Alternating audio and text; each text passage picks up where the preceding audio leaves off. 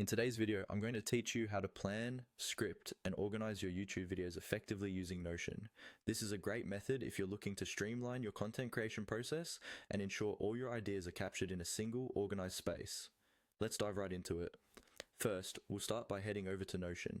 If you're not familiar with Notion yet, it's a versatile tool that can be used for note-taking, task management, and even as a content planning resource. Once you're on the Notion homepage, look at the top menu bar. You'll see an arrow pointing downwards. Go ahead and click on that. Next, from the drop-down menu, select the Templates option.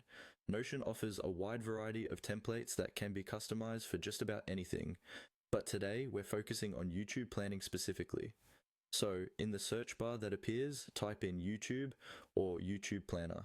You will be presented with several options, but you will want to select the template that suits your style and needs best. Once you've filtered through and found a suitable template, click on it to view all its features. At this stage, it's essential to look at how the template is structured. Some templates are more detailed, with sections for scripting, video schedules, and analytics tracking, while others are simple and minimalist. Choose based on your workflow preference. After selecting the template, find and click the Add button. This will add the template to your Notion database, but you'll need to choose whether you want to add it to your private space or workspace. If you're working with a team, the workspace option is beneficial as it allows collaboration, but if you're handling your channel solo, adding it to your private space works just fine too. Once it's been added, locate the See Template option. Clicking on this will open up the template in your Notion, allowing you to make any necessary edits or adjustments to better fit your needs.